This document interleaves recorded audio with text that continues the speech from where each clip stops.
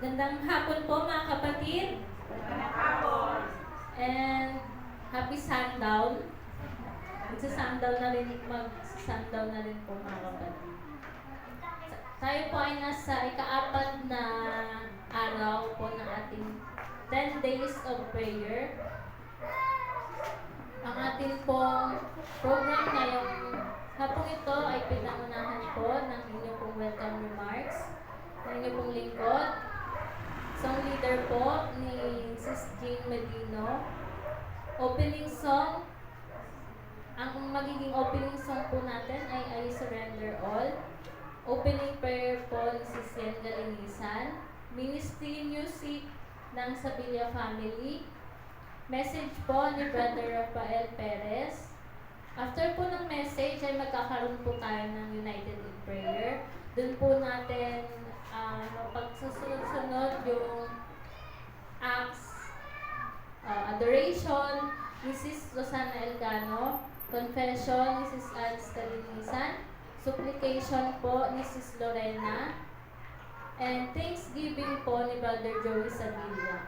After po ng ating pong, before po mga kapatid na matapos pala ang adoration, before po mag-amen, meron po tayong 1 minute para po sa bawat isa, para po magkaroon ng silent prayer. Ganon din po sa mga susunod na na confession, supplication, and thanksgiving. Bago po mag-umpisang ang prayer, magkakaroon po tayo ng short choruses po bago po mag-pray. Then after po ng prayer, magkakaroon din po tayo ng short chorus. Then, closing song po ng My Hope is Still or Not Less. And closing prayer po ni Brother Rafael Perez. Dito po sa atin pong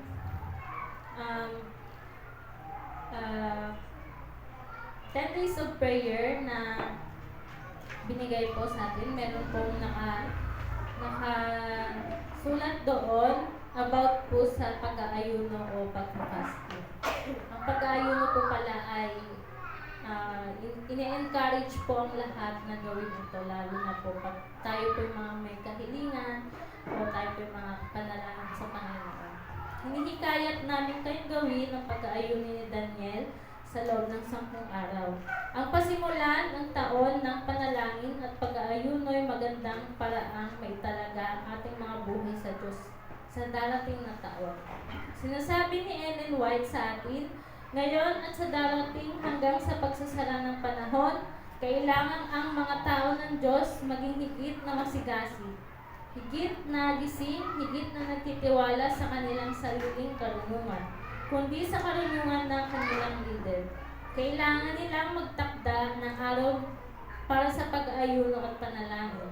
Maaring hindi kailangan ng buong pagtanggi sa pagkain, subalit dapat silang kumain ng kakaunti sa pinakapayak na pagkain. Matatagpuan din po sa Councils on Diet and Foods page 188 and 189. Yun po at maraming salamat po mga kapatid.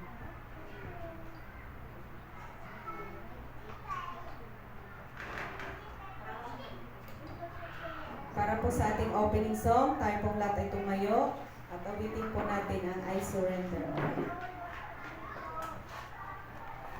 Never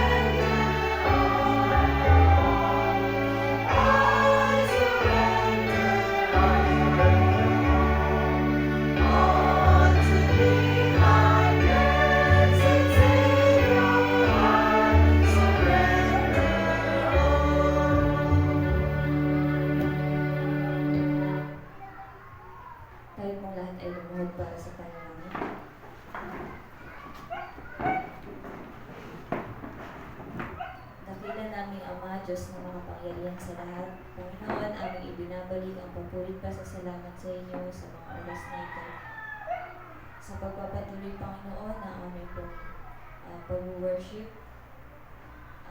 aming pong dinadalangin, Panginoon, na kami po ay samahan ng inyong pong mga Holy Spirit na tulungan kami, Panginoon, na isurrender ang aming pong mga sarili.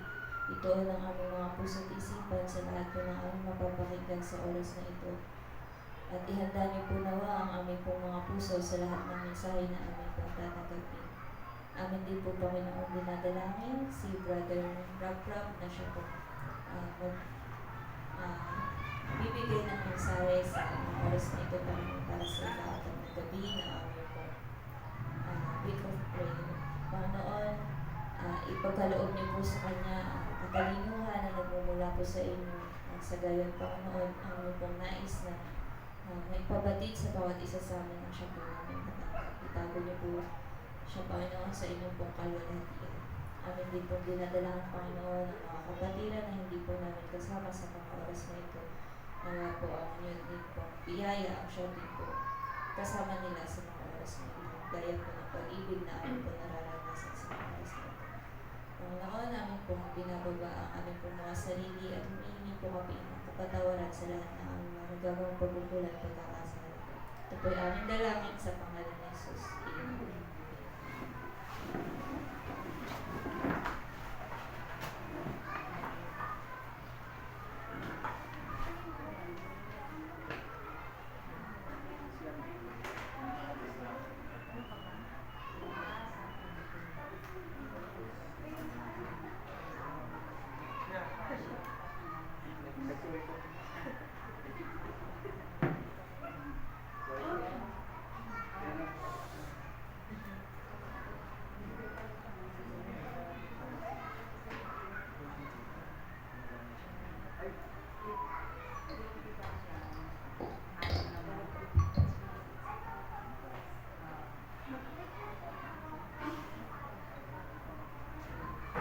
Ang aming kantahin mga kapatid ay Take My Hand, Precious Lord.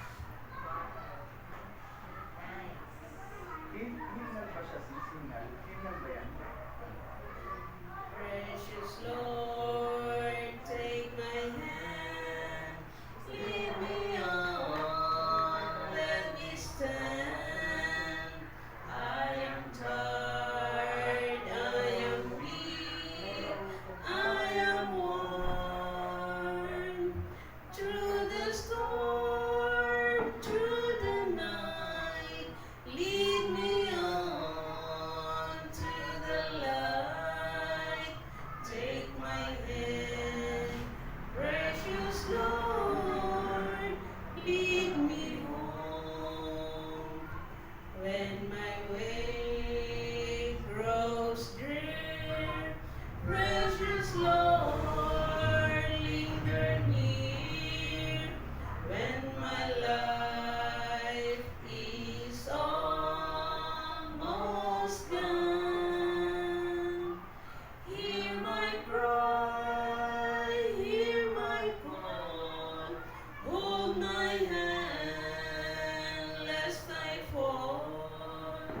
Take my hand, precious Lord, lead me home. When the darkness appears and the night grows near and the day is past and gone, at the river I stand, burn my feet, hold my hand, take my hand, precious Lord, lead me home.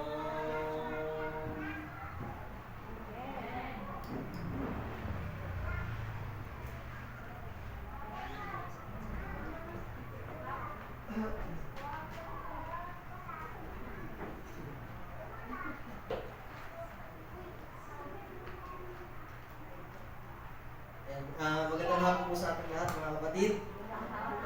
At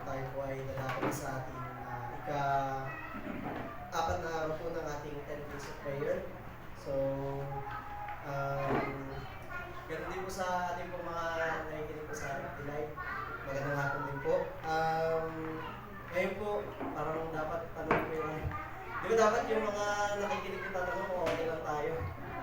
Parang piling ko ako yung magtatanong kung okay lang ako. So, yun, medyo hindi po maganda talaga yung ano eh. Namumutla ako, baka kita dun sa akin ako. Pero ganun pa man po, tayo pa Record lang ay... yung bago lang. Record lang po. Record, akala ko nakalive. Sige po, mabuti naman ho. I-upload din yun, i-upload. Yes, good. Ganun pa man po, kahit po hindi maganda yung ating pakiramdam, tayo pa rin po ay tutuloy sa panawagan sa ating mga Panginoon. So, ngayon po, ang aking pong ihatid sa hapon ito ay may pinamagatang ang kalayaan ng nakatuon, pansin sa kasimplihan. Pero bago po man tayo mag-proceed, tayo po muna sa magaling madala. Panginoon po namin Diyos, maraming salamat po sa buong maghapon po ng araw ng Sabat na kami po ay inyong pinagbabayan, dinabayan, at kami po ay nakapagbigay ng papuri sa inyong balawang Panginoon. Sa mga oras po ito, patuloy po kaming lumalapit at hinihingi po ang inyong banal na presensya, Panginoon. Nawa, ang aming pong pag-aaralan sa mga oras na ito ay maging ready po ang aming mga pusong isip na itanim po ito at madami po namin sa aming mga Panginoon. At bilang po maghahatid po ng mensahe sa kanila, Panginoon, at ako po ay ginamit ng instrumento. Nawa, Panginoon, hindi yung aking sarili ang kanila nakita, kundi ang mensahe po na nagmumula sa iyo. Gagawin po ako, Panginoon, na sabayan ay tawid po na maayos ang mensahe namin sa iyo, Panginoon.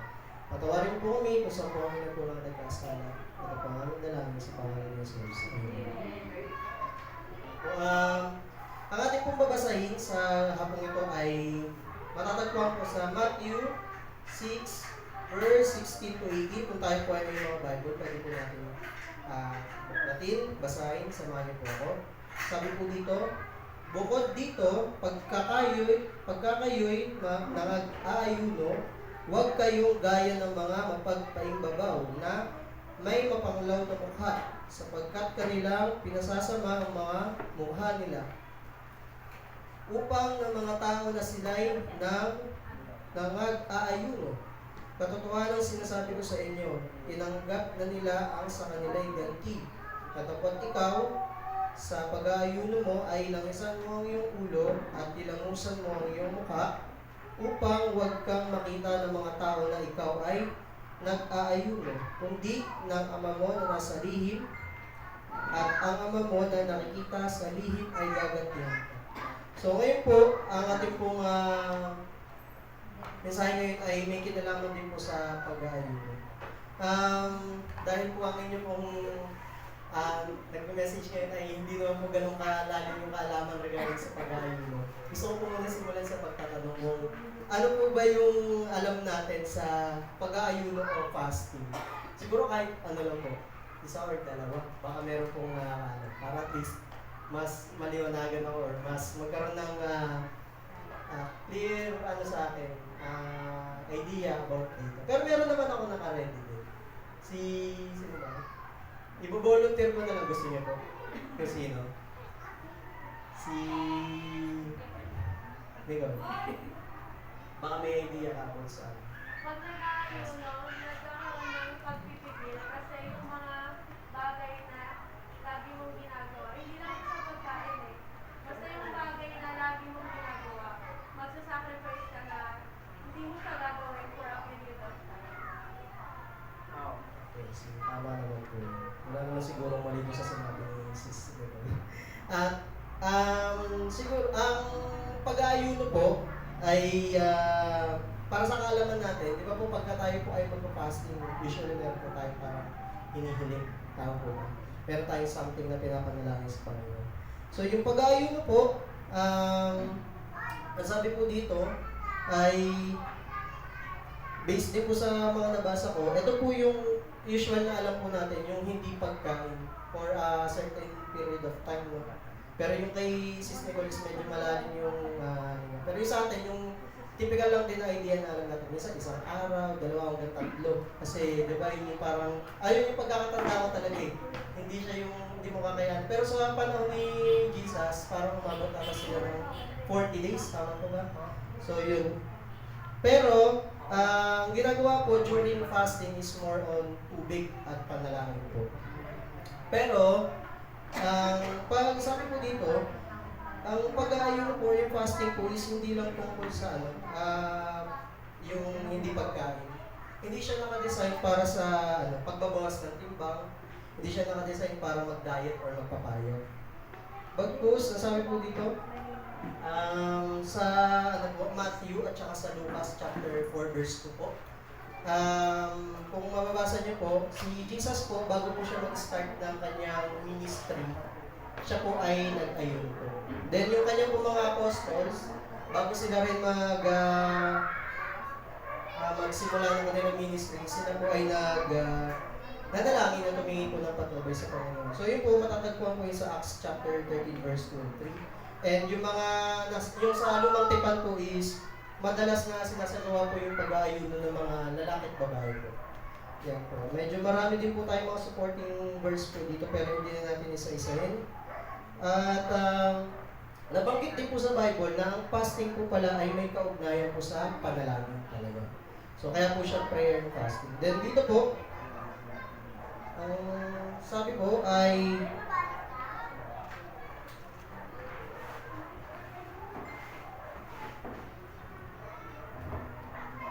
so yung gaya po ng sabi ni Sis Nicole, sa during fasting po is tayo po ay umiiwas dun sa mga nakaka-distract na activities natin. So basically kasi yung pagkain, yun po yun yung talagang pinaka-ginagawa natin eh. Kaya siguro po yun yung yung naging way ng pagpa-fasting po. Then, nasabi din po dito, yun po, sa pamamagitan ng panalangin at pakikipag-usap sa Diyos, yun po yung pinaka-activity natin for a certain period of time. Then, yun po, iniiwan natin pansamantala yung mga usual na ginagawa natin, lalo tigit yung mga yung common na ginagawa natin sa pamumuhay natin. Marami pa yan, hindi lang naman po yung sa pagkain. Yung mga activities natin, alam naman po natin yan. Then, dito po, ang fasting po pala ay isang way para sa pagbuo sa ating sarili na magkaroon po tayo ng panibagong lifestyle. Bali, yung layunin niya po is nakafocus lang po sa Panginoon. Ibig sabihin po, yung pag-fasting natin is wala po tayong any forms of distraction. Kumbaga, tayo, solid, yung pansin, yung natin, oras natin nakatuon lang sa Panginoon.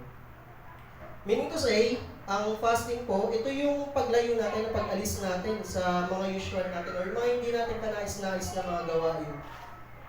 Yun yung nagtutulak sa atin para mawala yung direction natin na sa Panginoon. Pero binibigyan tayo ng lugar o banal na espiritu sa atin na manahan at sa pamamagitan po ng pag-aaral ng banal na salita ng Panginoon at pananalangin po. So dito po, ang naging reflection ko po about dito sa pag-aayuno, yung pinakalayunin niya po talaga, medyo na po, redundant na, paulit-ulit na, no? So dito, yung pag-aayuno po, para po ma-divert natin yung ating attention sa Panginoon. Tapos po, palayo po yun sa mga bagay na mga mundo. Ibubuhos po natin yung pansin natin sa pag-alam sa kalooban po ng Panginoon at ganoon din po sa ating sarili.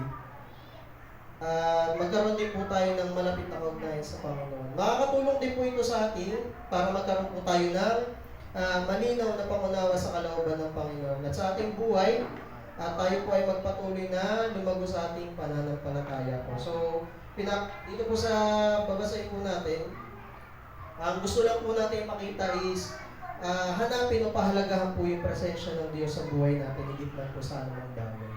So, paano po ba yung yung mga kailangan natin gawin or yung mga iwasan natin? Kasi sa pag-fasting po, hindi lang naman po siya sa pagkain. Marami tayong pwedeng ways or yung forms para makapag-fasting. Kasi sa ngayon po, lalo dito nabanggit po, no?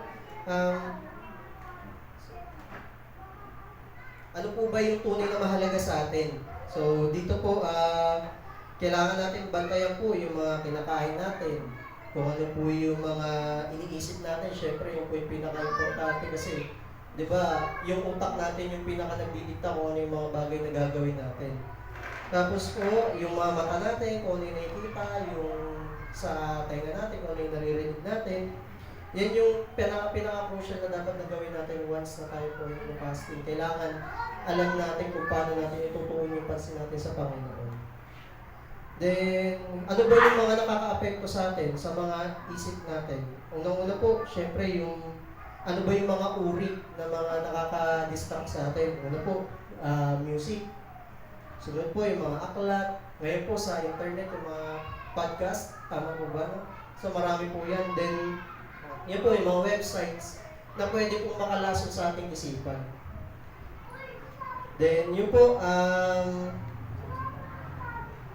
nagiging abala po siya or yung mga bagay na yun is hindi na nagiging makabuluhan. So, yun po, dapat gamitin natin yung oras natin sa mga mahalagang bagay.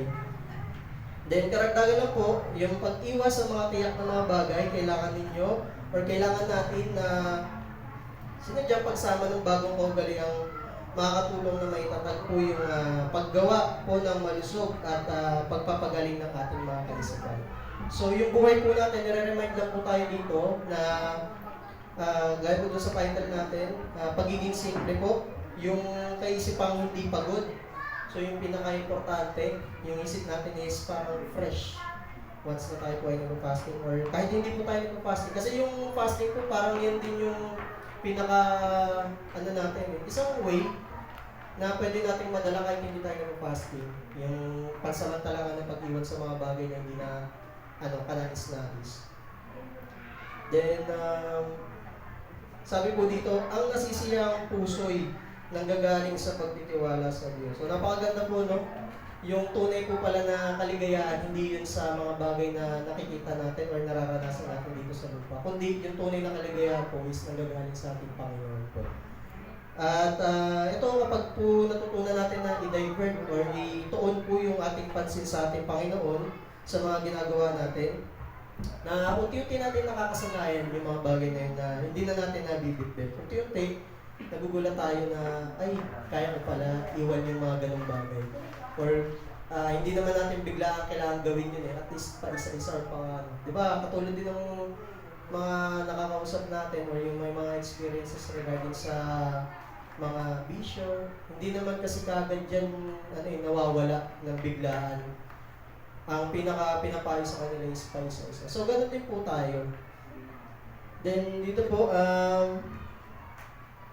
sabi ko dito ay kaysa yung mga ibang bagay ginagawa natin, kapag nakasanayan po natin ay yung mga nakakaabala sa atin or natutuklasan natin na mas okay pala na maging payak at simple po yung buhay natin.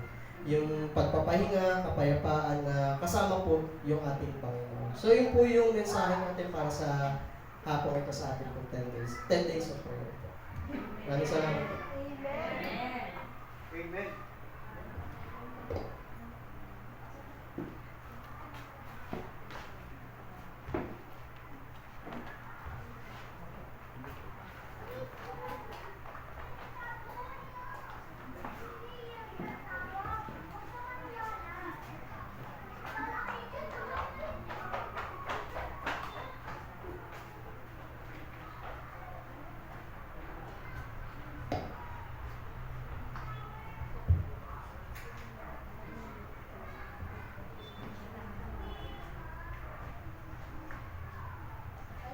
Lord, para sa ating panalangin.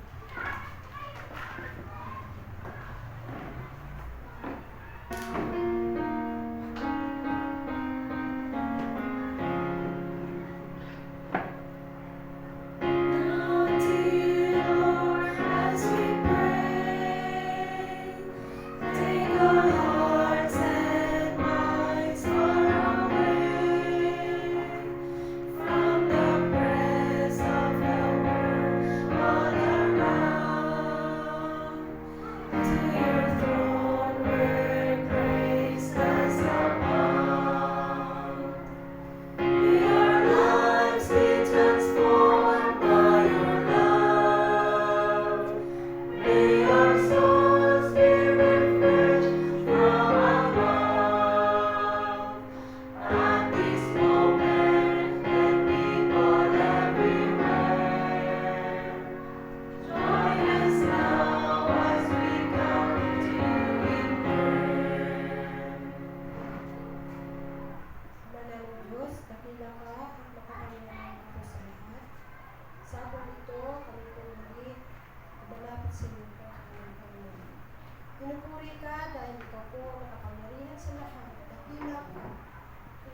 Dapat namin gawin, Panginoon, ang pagpapuri sa iyo sa araw-araw dahil ikaw magbigay sa amin ng pag-asa sa amin. Sa pagkakataon ito, Panginoon, meron pong papuri ang aming mga kapatiran.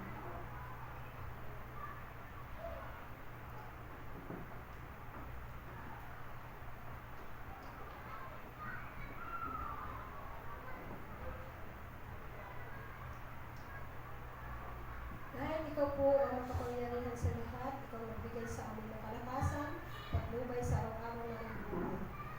Karapat dapat na ikaw ang aming purihin, magpakailanman.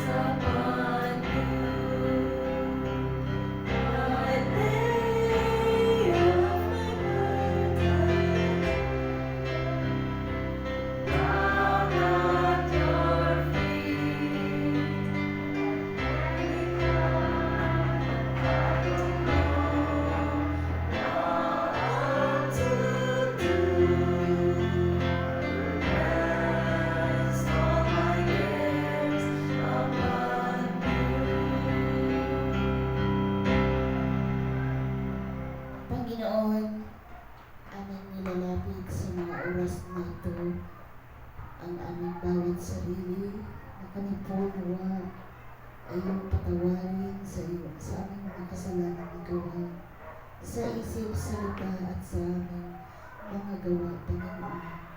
Sa aming kapwa, ang aming pananalita, sa aming mga mahal sa buhay, ang aming mga pagkakamali, ang aming mga kilos na hindi kaaya-aya, ang aming mga pananalita na hindi karapat-dapat. Kami nawa, Panginoon, ay iyong basbasan ang bawat isa sa amin. Kami nawa, Panginoon, ay iyong buksan ang aming isipan at ang aming puso nang sa ganun, Panginoon, kami po ay magkaroon ng pananampalataya na sinlaki ng mustasa na ito po, Panginoon, ang makapaglipan ng isang bundok na kami, Panginoon, kahit kami ay makasalanan, hindi po namin kaya na tumayo sa iyong harapan. Dinadalangin ko po ang bawat isa sa amin. Bigyan kami ng kalakasan. Bigyan kami, Panginoon, ng pananampalataya na iyong kaming matagpuan sa iyong pagbabalik dito sa lupa. Umaasa po kami, Panginoon, na kami po yung lubugin habang kami ay nagpapatuloy sa week of prayer, sa 10 days of prayer, Panginoon. Umaasa kami, hindi po kami pababayaan, kami po ay mahina, kami po ay makasala ng Panginoon ngunit. Kami po ay may malaking Diyos na maharap sa amin anuman ang aming mga problema, tumutulong sa amin at nagpapatibay sa bawat isa. Oo, Panginoon, kami po ay mahina at ginugulo ng kaaway. Kami nawa, Panginoon, ibigyan mo ng lakas at katalinuhan sa pag-iisip na kami po, Panginoon, ay makatayo sa mga pagsubok na dumarating sa aming buhay.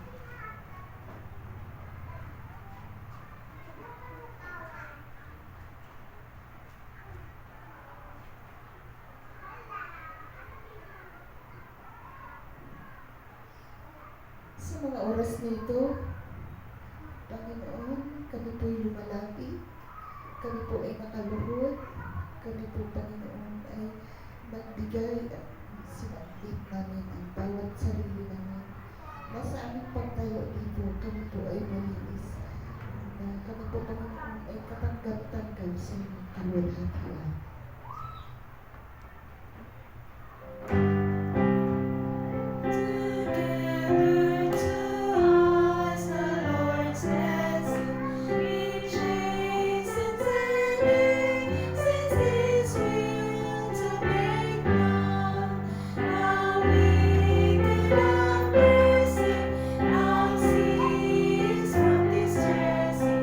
Sing praises to His name.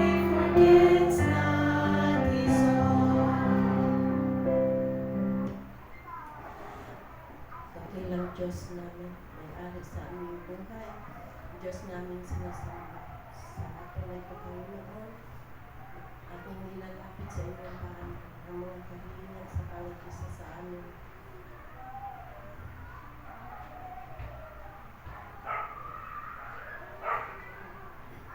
Nilalapit ko po sa inyong paanan, Panginoon, ang kalusugan ni Sister Jocelyn Howard, na po Panginoon, na sa araw-araw, bigyan niyo po siya ng magandang kalusugan.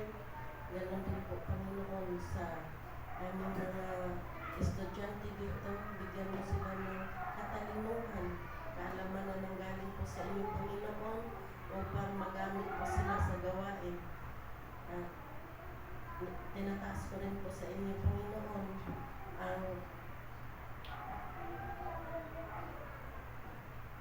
ang aming company Charles Rockbell na makumpleto na po na ang Panginoon ang mga requirements upang maging isang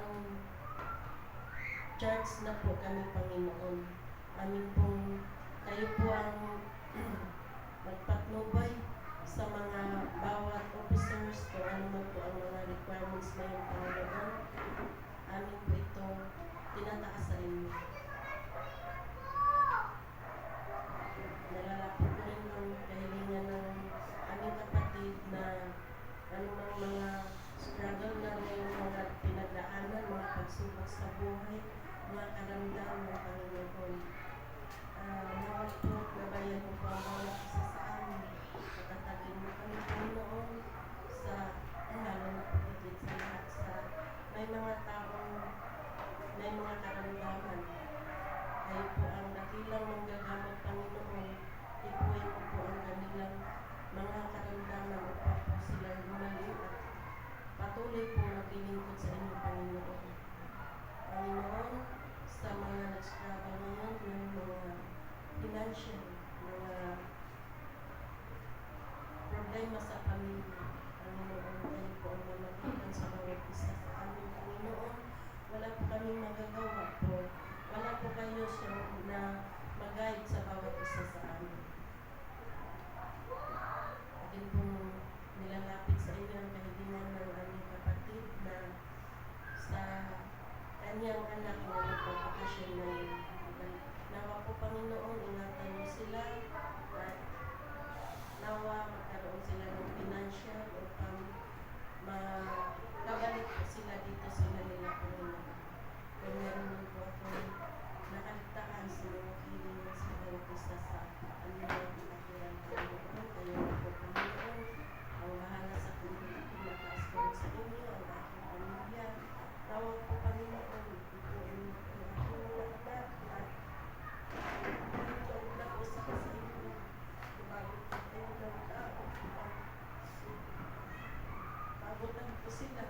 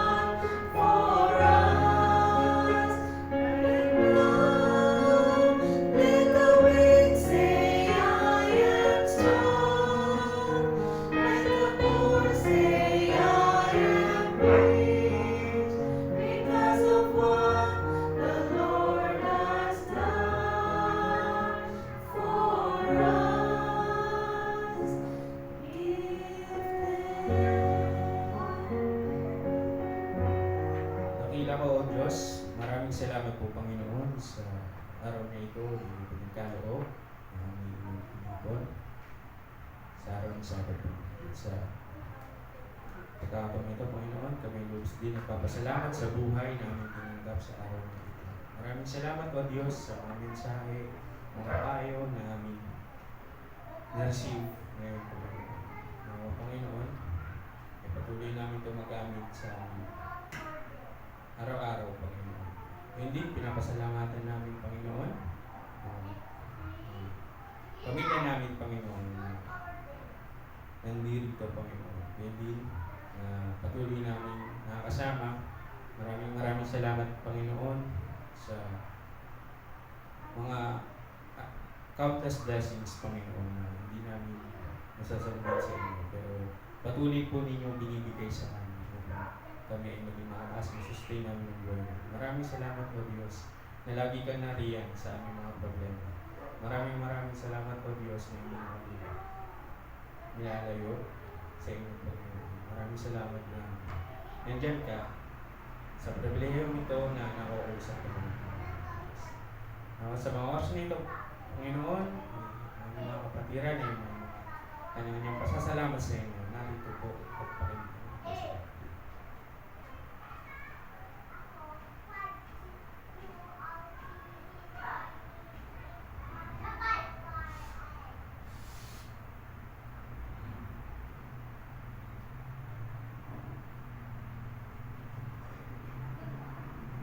O Diyos, napakinggan niyo po at kung hindi man nila naisambit sa oras na ito, ay alam po namin na mababasag po ninyo ang mga puso. Sobrang ganun. At nawa, ang aming mga dalangin ay umabot po sa inyo at hindi po nagabi. Maraming salamat sa lahat. Sa pangalan ng Panginoon Jesus. Amen.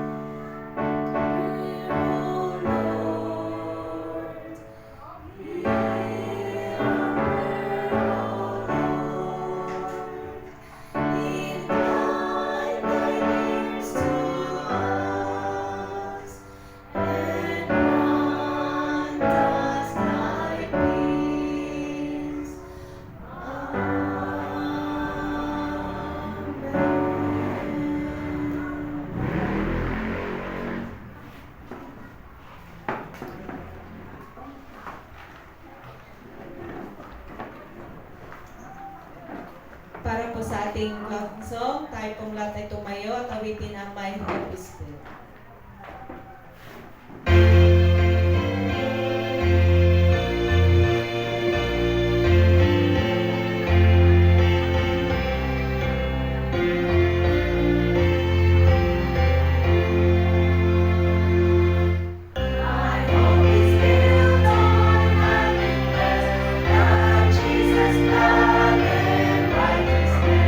I dare not trust the sweetest way.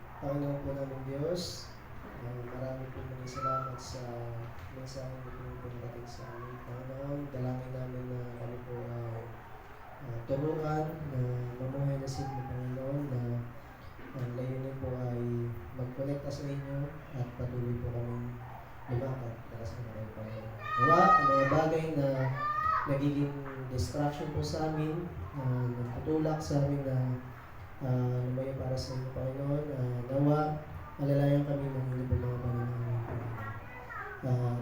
Sa pansamantala po na aming pag-iwalay kung sa aming mga kanyang tahanan, nawa, pakaingatan po kami, gaya po ng pag-iingat na pinaranas ko sa amin bago po kami pumunta sa inyong banal sa mga Panginoon. Pagpalain po ang bawat pamilya na kinagawa ng bawat isa dito, Panginoon. Dito po ang aming hinihiling sa inyo, Panginoon. Sa matamis na pangalan ni Jesus na ito na pagligtas ng aming mga buhay. Amen.